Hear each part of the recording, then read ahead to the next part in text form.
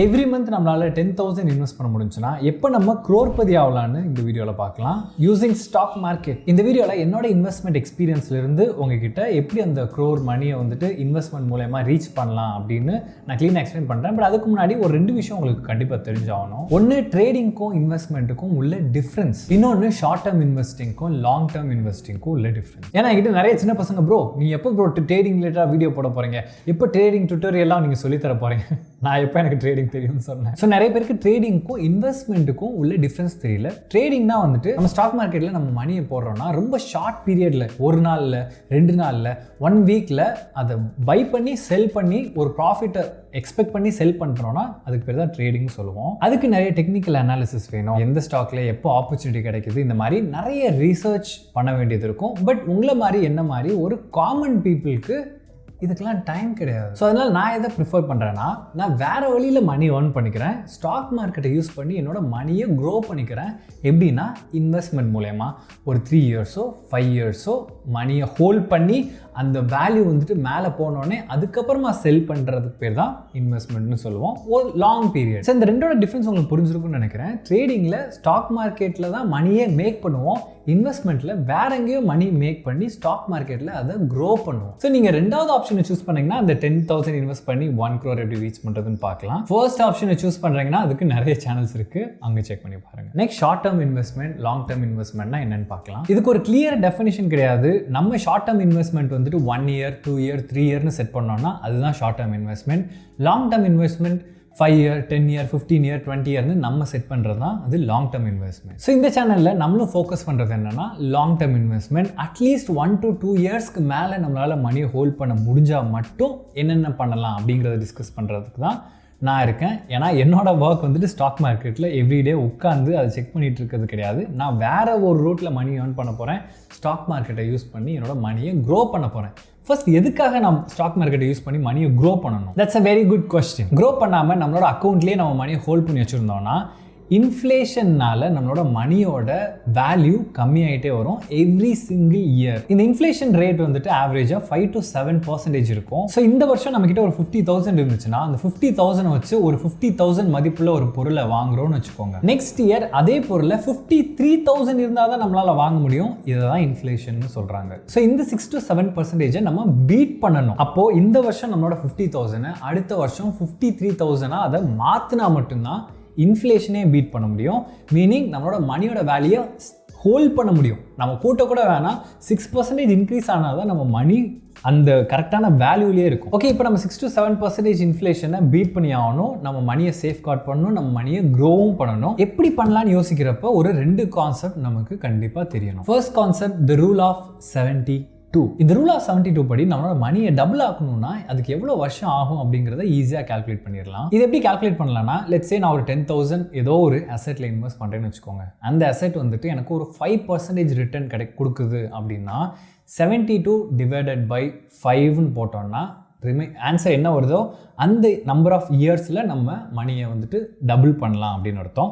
Meaning ஒவ்வொரு அசட்டும் எவ்வளோ return கொடுக்குதோ, எவ்வளோ பர்சன்டேஜ் ரிட்டர்ன் கொடுக்குதோ அதுக்கேற்ற மாதிரி இந்த மணியை டபுள் ஆக்கிற நம்பர் ஆஃப் இயர்ஸ் மாறிக்கிட்டே இருக்கும். லெட்ஸே ஒரு அசெட் வந்துட்டு 5% ரிட்டர்ன் கொடுக்குதுன்னு வச்சுக்கலாம். அப்போ 14.4 இயர்ஸ் ஆகும் நம்ம மணியை டபுள் ஆக்குறதுக்கு. லெட்ஸே ஒரு 10,000 இன்வெஸ்ட் பண்ணுறோன்னா அது 20,000 ஆகுறதுக்கு 15 இயர்ஸ் கிட்ட ஆகும். இதே இது அதோட ரிட்டர்ன் வந்துட்டு 10% இருந்துச்சுன்னா 7.2 இயர்ஸ்லேயே நம்மளோட மணியை டபுள் ஆக்கிடலாம். மீனிங் 1 கோடி இருந்துச்சுன்னா 2 கோடி ஆக்கிடலாம், 50 lakhs இருந்துச்சுன்னா 100 lakhs 1 crore ஆக்கிடலாம். அந்த அசெட் வந்துட்டு 10% ரிட்டர்ன் கொடுத்துச்சு அப்படின்னா இப்போ நமக்கு அண்டர்ஸ்டாண்டிங் என்ன இருக்குது அப்படின்னா, நம்ம மேக்ஸிமம் ரிட்டர்ன் கொடுக்குற ஒரு அசெட்டில் இன்வெஸ்ட் பண்ணோம்னா சீக்கிரமாகவே நம்பர் ஆஃப் இயர்ஸ் ரொம்ப கம்மியாக இருக்கப்பயே நம்மளோட மணியை டபுள் ஆக்கிடலாம் அப்படின்றது தான். பார்த்தீங்கன்னா எஃப்டியில் நம்ம மணி இன்வெஸ்ட் பண்ணுறோன்னா ஒரு 6% வரும், ஆவரேஜாக சொல்கிறேன். அப்போ நம்ம மணியை டபுள் ஆக்குறதுக்கு 12 இயர்ஸ் கிட்ட ஆகும். இதே இது நம்ம ஸ்டாக் மார்க்கெட்டில் இன்வெஸ்ட் பண்ணுறோம்னு வச்சுக்கோங்க, அது அட்லீஸ்ட் 12% ஆச்சும் ரிட்டர்ன் கொடுக்கும். ஹிஸ்டாரிக்கல் ரிட்டர்ன்ஸ் வச்சு பார்த்தா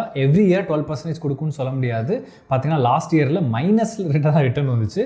but in average கேகர் return last 10 இயர்ஸ்ன்னு பார்த்தா 12 இயர்ஸ் வருது. ஸோ 12 இயர்ஸ் செக் பண்ணி பார்த்தோம்னா வெறும் 6 இயர்ஸில் நம்மளோட மணியை டபுள் ஆக்கிட முடியும். ரெண்டாவது கான்செப்ட் என்னன்னா த பவர் ஆஃப் காம்பவுண்டிங். இப்போ நம்மளோட 10,000 20,000 ஆக்குறதுக்கு 12% ரிட்டர்ன் இருந்துச்சுன்னா வெறும் 6 இயர்ஸில் வந்துட்டு அதை டபுள் ஆக்கிடலாம்னு சொன்னோம் இல்லையா. பட் இந்த 20,000 40,000 ஆகிறதுக்கு அகெயின் 6 இயர்ஸ் ஆகாது. ஸோ நான் ஒரு காம்பவுண்ட் இன்ட்ரெஸ்ட் கால்குலேட்டர் ஓப்பன் பண்ணியிருக்கேன். லெட்ஸ் சே நம்ம இனிஷியலாக ஒரு 1 lakh இன்வெஸ்ட் பண்ணுறோன்னு வச்சுக்கலாம். எவ்ரி இயர் அதுலேருந்து நமக்கு ஒரு 12% ரிட்டர்ன் வருதுன்னு வச்சுக்கலாம். இப்போ பார்த்தீங்கன்னா இனிஷியலாக நம்ம 1 lakh வந்துட்டு 2 lakh ஆகிறதுக்கு 6 இயர்ஸ் ஆயிருக்கு நம்ம அந்த ரூல் ஆஃப் 72 படி. பட் பியூட்டி என்னன்னா அந்த 2 lakhஸை 4 lakhஸாக மாற்றுறதுக்கும் அதே 6 இயர்ஸ் தான் தேவைப்படும். அந்த 4 lakhஸை 8 lakhஸாக மாற்றுறதுக்கும் அதே 6 இயர்ஸ் தான் தேவைப்படும். அந்த 8 lakhஸை 16 lakhஸாக மாற்றுறதுக்கும் அதே 6 இயர்ஸ் தான் தேவைப்படும். இப்போ பார்த்தீங்கன்னா 1 lakh 12% இன்ட்ரெஸ்ட் 6 இயர்ஸ் அப்போ 1 lakh வந்துட்டு 2 lakhஸாக மாறி இருக்கு. அடுத்த 6 இயர்ஸ் விச் இஸ் 12 இயர்ஸில் 4 lakhஸாக மாறி இருக்கு. அடுத்த 18th இயரில் 8 lakhஸாக மாறி இருக்கு. ஸோ இது மூலமாக நமக்கு என்ன தெரிய வருதுன்னா மணி அதிகமாக ரிட்டர்ன் பர்சன்டேஜ் அதிகமாக நம்மளோட ரிட்டர்னும் ரொம்ப மேசிவாக இருக்கும். ஸோ இப்படி தான் ரூல் ஆஃப் 72 படி நம்மளோட மணியை எப்படி டபுள் பண்ணலாம் அப்படிங்கிறத நம்ம கால்குலேட் பண்ணிக்கலாம். இப்போ இந்த எக்ஸாம்பிள் பார்த்தீங்கன்னா லம்சமாக 1 lakh இன்வெஸ்ட் பண்ணால் அது டபுள் ஆகிறதுக்கு எவ்வளோ நாள் ஆகுங்கிறத பார்த்தோம். பட் நம்மளோட கோல் என்னென்னா எவ்ரி மந்த் நம்ம 10,000 இன்வெஸ்ட் பண்ணுறதுக்கு ரெடியாக இருக்கோம். எப்போ நான் crorepati ஆகிறது அப்படின்றதுக்கு தானே இவ்வளோ நேரம் வெயிட் பண்ணுறீங்க. அது எப்படின்னு பார்க்கலாம். ஏன்னா அது வந்து லம்சம் கிடையாது, எஸ்ஐபி சிஸ்டமேட்டிக்காக நம்ம எவ்ரி மந்த் இன்வெஸ்ட் பண்ணுறோம். அதுக்கு கொஞ்சம் சேஞ்ச் ஆகும். அதை எப்படி கால்குலேட் பண்ணுறதுன்னு பார்க்கலாம். ஸோ நம்ம எவ்ரி மந்த் 10,000 12% இன்ட்ரெஸ்ட் வரக்கூடிய ஒரு அசெட்டில் இன்வெஸ்ட் பண்ணுறோம் அப்படின்னா 20 இயர்ஸில் 1 crore நம்ம ரீச் பண்ணலாம். 20 இயர்ஸ். பட் நம்ம அந்த 1 crore ரீச் பண்ணியிருக்கப்போ நம்மளோட ஆக்சுவல் மணியை இன்வெஸ்ட் பண்ணது எவ்வளோன்னு பார்த்தோம்னா வெறும் 24 lakhs மட்டும்தான் இருக்கும். கிட்டத்தட்ட 75 lakhs ரிட்டர்னில் மட்டுமே வந்திருக்கும். இதை தான் இந்த பவர் ஆஃப் காம்பவுண்டிங்னு சொல்லுவாங்க. ஒருவேளை நம்மளால் 12%க்கும் மேலே ரிட்டர்ன் வர்ற மாதிரியான ஒரு அசெட்டில் இன்வெஸ்ட் பண்ண முடியுது அப்படின்னா லெட்ஸ் சே 15% வைக்கலாம். 1 crore 51 lakhs கிட்டத்தட்ட ஒரு 3% அதிகமாக ரிட்டர்ன் வர்ற ஒரு அசெட்டில் இன்வெஸ்ட் பண்ணுறது மூலமா 50% அதிக மணி நம்மளால் மேக் பண்ண முடியுது இந்த 20 இயர்ஸில். அப்படி இல்லாட்டி அதே 1 crore 15% இன்ட்ரெஸ்ட் கொடுக்குற ஒரு அசெட்டில் இன்வெஸ்ட் பண்ணோன்னா 1 crore ரீச் பண்ணுறதுக்கு நமக்கு வெறும் 17 இயர்ஸ் தான் ஆகும். ஓகே, இப்போ நம்ம ஒரு நாலேஜுமே இல்லாமல் இந்த 10,000 எப்படி மேக்ஸிமம் ரிட்டர்ன் வைக்கிற ஒரு அசெட்டில் இன்வெஸ்ட் பண்ணுறது? அதுக்கு பெஸ்ட்டு வே வந்துட்டு இண்டிவிஜுவல் ஸ்டாக்ஸ். மீனிங் ஒரு கம்பெனியை ஃபண்டமெண்டலாக அனலைஸ் பண்ணி அந்த கம்பெனி க்ரோ ஆகும் அப்படிங்கிற ஒரு கன்விக்ஷனில் ஒரு கம்பெனியோட ஷேர்ஸை நம்ம வாங்கலாம். பட் அதில் ரிஸ்க்கும் ஈக்குவலி இருக்குது.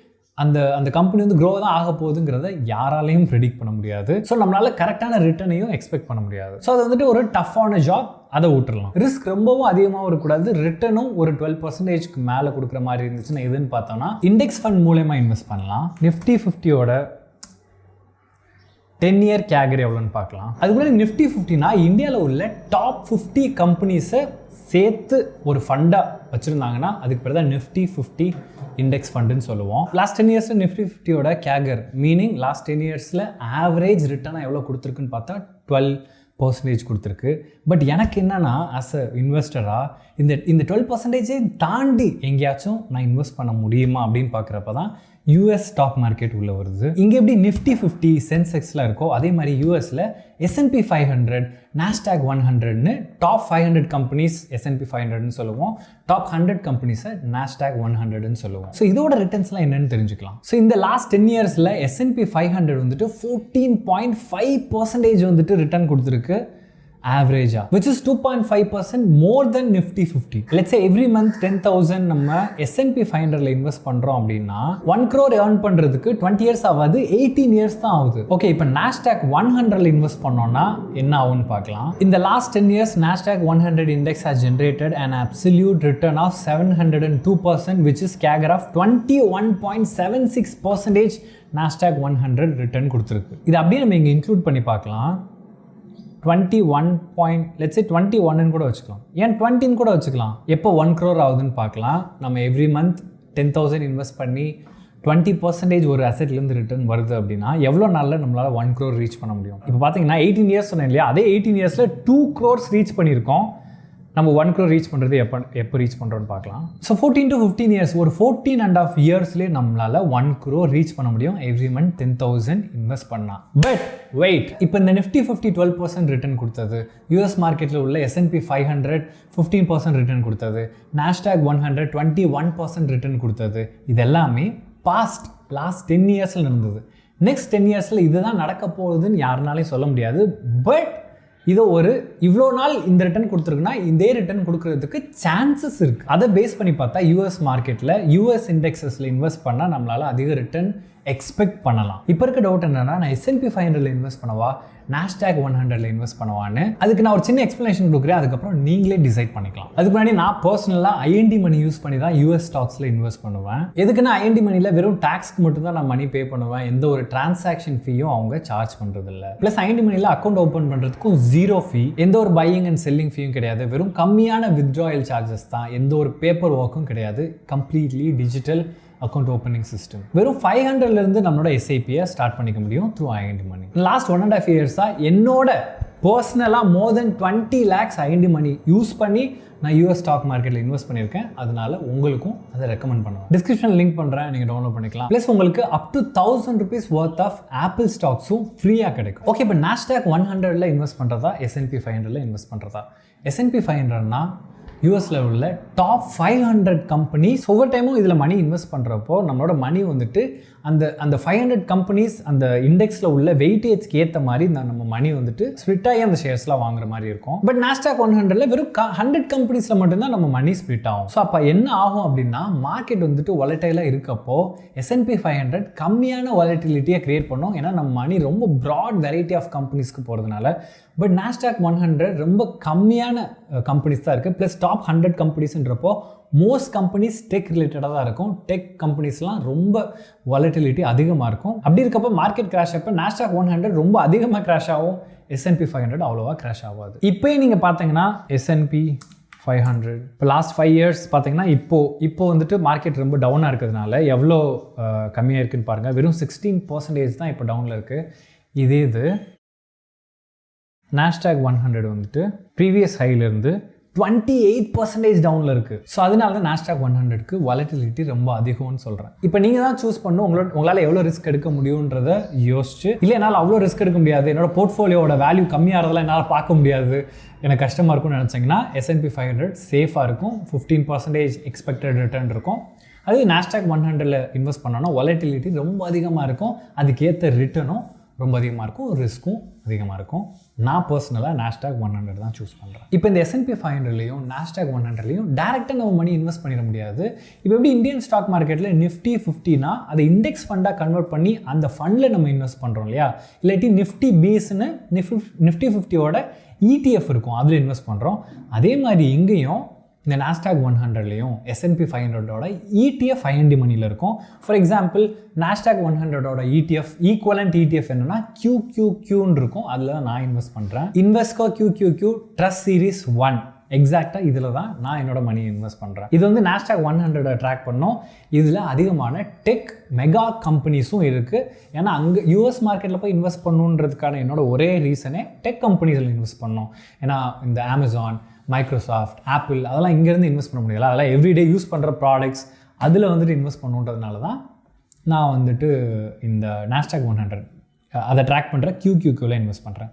ஒருவேளை நீங்கள் வந்துட்டு S&P 500ல இன்வெஸ்ட் பண்ணணும் அப்படின்னு நினச்சிங்கன்னா VOO Vanguard 500 இண்டெக்ஸ் ஃபண்ட் ETFன்னு ஒன்று இருக்கும், அதில் கூட நீங்கள் இன்வெஸ்ட் பண்ணிக்கலாம். இது வந்துட்டு S&P 500 ட்ராக் பண்ணுற ஒரு ETF, meaning exchange traded fund. அது என்னன்னு க்ளீனாக நம்ம மேபி இன்னொரு வீடியோவில் வேணால் சொல்கிறேன். இல்லை நீங்கள் இண்டிவிஜுவல் ஸ்டாக்ஸில் இன்வெஸ்ட் பண்ணாலும் பண்ணிக்கலாம். இந்த ஆப்பில் SIP ஸ்டார்ட் பண்ணுறதுக்கான ஆப்ஷனும் இருக்கும். நம்ம வந்துட்டு எவ்ரி மந்த் எந்த டேட்டில், இல்லை வீக்லி ஒன்ஸ், மந்த்லி ஒன்ஸ் என்ன டேட்டில் நம்ம மணி வந்துட்டு இன்வெஸ்ட் பண்ணணும்னு நினைக்கிறோமோ அதை செட் பண்ணி வச்சுட்டா அதுவே நோட்டிஃபிகேஷன் வரும். ஸோ நம்ம ஈஸியாக நம்மளோட SIP ஸ்டார்ட் பண்ணிடலாம் for the long term investment. Download the app now, sign up. Just 500 rupees fund பண்ணிங்கன்னா free Apple stocks worth up to 1000 rupees உங்களால் கிளைம் பண்ணிக்க முடியும். அண்ட் ஆல்சோ US ஸ்டாக்ஸில் இன்வெஸ்ட் பண்ணுறதுக்கான இன்னொரு ரீசன் வந்துட்டு டாலர் அப்ரிசியேஷன் சொல்லுவோம்.